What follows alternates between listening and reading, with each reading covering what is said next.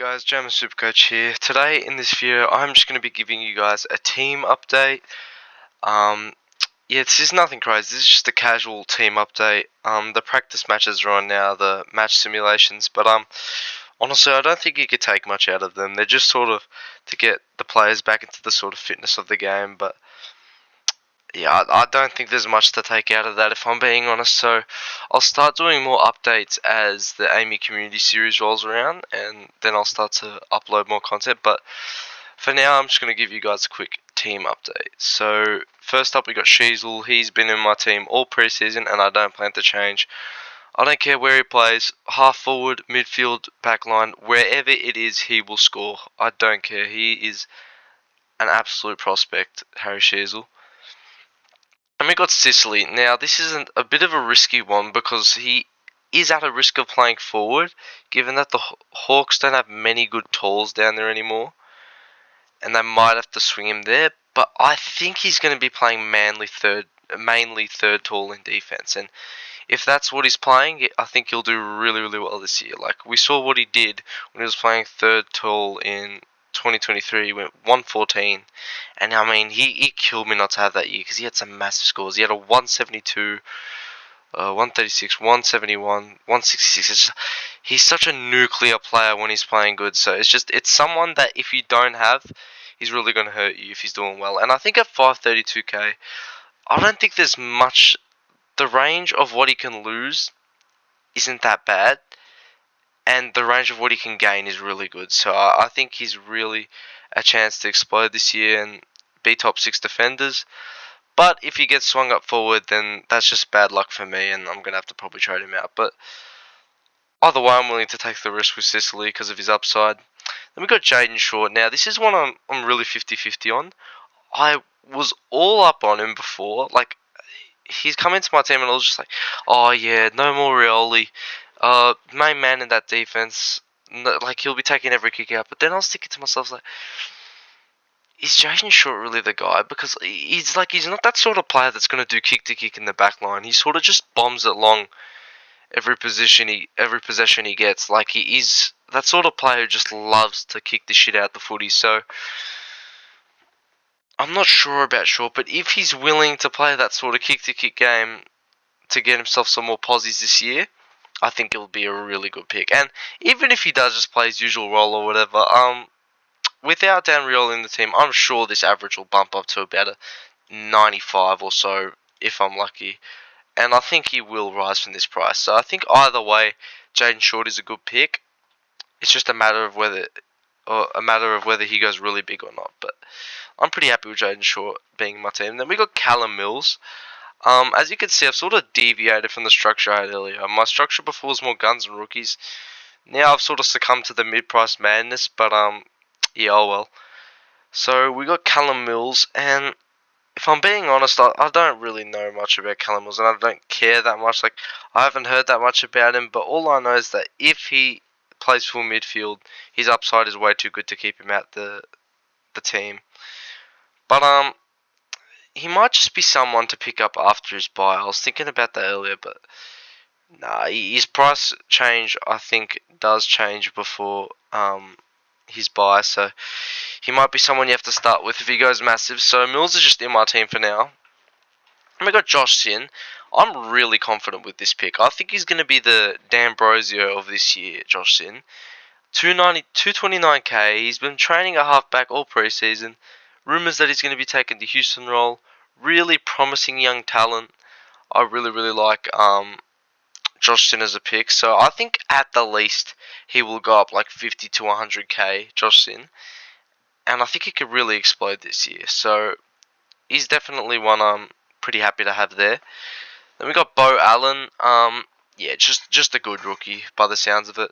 Don't know much about him yet, but I think he'll get decent game time and he'll be a good rook. We've got Caleb Smith. Now, this is a rookie I'm really confident on. I'm surprised he's not more highly owned because apparently he and Sam Banks are the front runners to get that Daniel Rioli role. So, and if he can get that role at 121k, he's going to be a super rookie. He's also playing for Richmond, and we know how bad Richmond are going to be this year. The ball is going to be in the defense all the time. I think this is going to be a great rookie pick. So Caleb Smith, I'm happy to have him.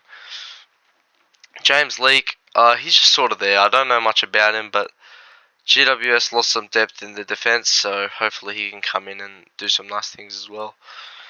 Then we got the Bont, and I think this is a non-negotiable. I don't care at what stage of his career he's in, what price he's at. I'm picking Bont every year until his legs fall off. I mean, this guy just isn't human. He's such a great Supercoach scorer, such a great player in general, and at 681k, I think that's a fine price to pick him at. Like, you're not getting much value out of it, but what you're getting with Bont is just a guaranteed VC/C option every week, and it's just so comforting to have. So I've got Bont there. And we got Butters. Yeah, he's been another one that's just been Bont and Butters both been locked in my team all preseason, so they're both not going anywhere. Anywhere. I don't think I have to explain much for Zach Butters. He's a bloody superstar, and he's going to be insanely good. But the only thing with him is what was it? Yeah, if he cops the tag, like if we saw last year, the games he got tagged, he didn't do too well in it all. Like I think he got tagged. He got tagged for this 98, got tagged for this 82, got tagged for this 113, 76, and one of these bad scores. So he doesn't do well when he's tagged, which could be a really bad thing because I reckon all the tags will go to him. But I think when he's not tagged, you just can't not pick him. I mean, like, let's check his run to start the season off. He he has got Collingwood. He's going to take the piss against them. He's got Richmond. He's going to take the absolute piss against them. Essendon, St Kilda, Hawthorn, Sydney will tag. It's his first real bad matchup. North, Bulldogs, Adelaide, Geelong. Oh my god, they've got a great run to start the season. And Zach Butters being the player that he is, I only see him going up from here. I think he's a 120 average lock and someone you got to have in your team. Then we got Brayshaw. Now I'm still umming and ahhing about this pick. Like I might get Sarong over him. The only thing I worry about Sarong is I feel like he'll cop a ton of tags. Like he's a very taggable player. He's just that sort of inside mid who's an absolute ball magnet. So there's nothing. I feel like it's sort of easier to contain Sarong. Whereas Brayshaw, on the other hand, I feel like he's got other areas of his game, and not only that, but I feel like once Sarong is tagged, he will really shine because he'll be that sort of main man in midfield. He'll have to take control of the game. So yeah, if everything does go to plan and Sarong does cop some tags, I think Brayshaw will really explode and sort of take his place. Not take his place, but like emerge and take his opportunity while Sarong is tagged. So I feel like he's a 110 average lock this year. I got a really good feeling about Brayshaw. Only worry with him is if he gets chucked on a wing, and he's got to work on his kicking a bit. Brayshaw. He's never been the greatest kick, but I mean, you just got to hope with Brayshaw, I guess. Then we got Clayton Oliver. I'm not going to even explain this. He's a lock. He's been tearing it up preseason, and with a disciplined preseason, and he's looking fitter. He's looking stronger. He will explode this year. I think he could even get back to those glory days, Clayton Oliver. So I'm feeling really good about him. Then we got Chera. Now this has been my pod weapon pick the whole preseason, and it is not changing. Adam Chera, you are the man. This guy is gonna be insanely good this year. Now he struggled with injuries last year. Now average 83. Had some good games, had some really bad games. So, and he was getting chucked in all sorts of positions. We chucked him on a wing at one point, Carlton, and then Carlton chucked him at half back at some point. So, it was really just like got thrown around in all sorts of places last year. Not to mention his bloody hamstring issues the whole season. But he's gone to Qatar to fix him up. And we know from last year, we saw what Elliot Yo and McGovern did last year after they went to Qatar. They exploded. Like, they were consistent sort of 80 averages who never really got on the park. And then they went to Qatar and everything changed. So, I think the same thing's going to happen for Chera. He's gone to Qatar. He's going to be in the healthiest prime of his body. And at 447k, I hear he's been tearing it up at preseason. He's been the highlight performer so far for Carlton that preseason. So I think this Chera can go really good this year. So he is my pod pick, and I really think he's going to be a good one. So I think Chera could even average like 110 this year. I'm really confident in him. Coming back from Qatar, he's going to be a beast. But that's Adam Chera. Um, then we got Jagger Smith, Elijah Sardis, and Ashcroft. These are the must-have rookies in my opinion. Maybe not Ashcroft because Brisbane's midfield is going to be pretty hard to break into, but Smith and Sardis are just both you got to have in your team. Sardis has been tearing it up this preseason, and I know he does this most preseasons, and everyone's like, oh Elijah Sardis, this, that, this, that. But I mean, we were considering him at 245k last year, and now he's 191k. So I think that just speaks for itself. I think you've got to have Sardis in your team. We got Ashcroft now. I'm not sold on Ashcroft yet, but we'll see how he goes in the opening round. If he does any good, then we might get him. Might keep him in the team. We got Nevitt. Don't know much about this pick. Just lots of people have him and heard he's going to be getting some CBAs. So if he does, that'll be good. Sardar Howie. Just been in my team all preseason. Really, don't really have much to say for him.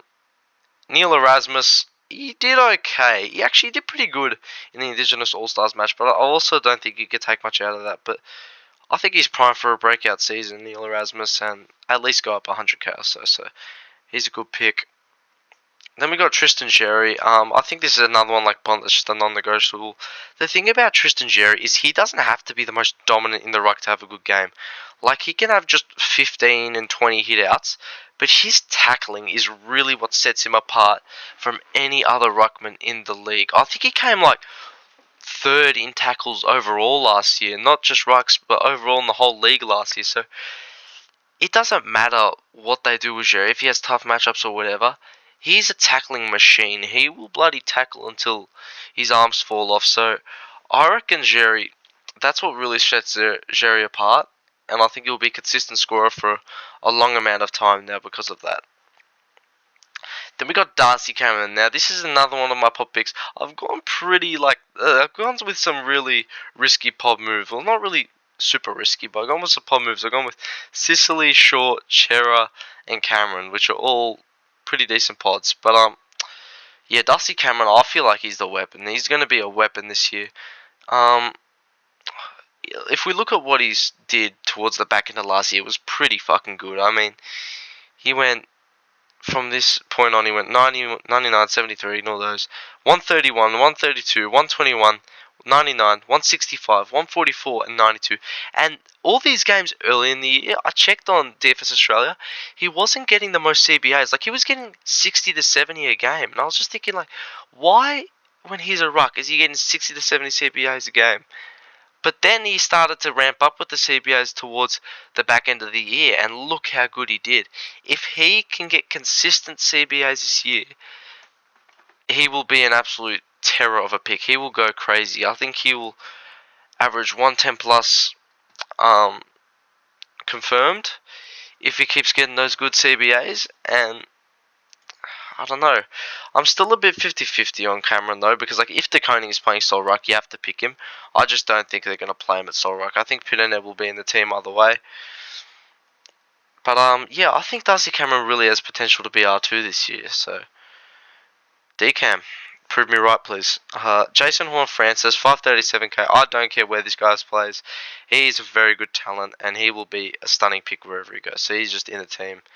McRae, Smith, Daniel, just the average mid prices that everyone's got. McRae, I think, will go absolutely nuts this year. Smith, I've been umming and ahhing about just because, like, I don't think we're going to get much out of Bailey Smith's price. Like, he's 400k. And, I mean, if we look at his highest averaging years, he went 86 and 98 as his highest averaging years. So, I mean, if he goes 98, he will rise a lot in cash. But I feel like he'll just stay around that 80 mark. And he won't go up much. I feel like the max he'll go up to is like 450k, and that's you're only getting like 70k out of that. So I don't really know about Smith. I've been really questioning it. But like, what other options are there? We got Sanders, which I sort of like, but I just don't trust Bevo. We got Parker, who just I don't like at all. He's just way too old. But yeah, I've been really questioning about Smith, but he's just so highly owned that I think I have to have him. Daniel, we know he's gonna junk it up at North Melbourne. Tom Lynch, Elijah Hewitt, Connor Stone, Matt Whitlock. Now, Matt Whitlock is a really underrated rookie. I think he's going to do really good this year. Same with Connor Stone, and Lynch and Hewitt are just like the base rookies in the forward line. Then we got Travalia as the flex. Just like he's got that defense and mid DPP, and I think he's going to be a very high scoring rookie. So Yeah, that's my team. Looking okay, I reckon. Looking okay, not too bad at all. Nothing really.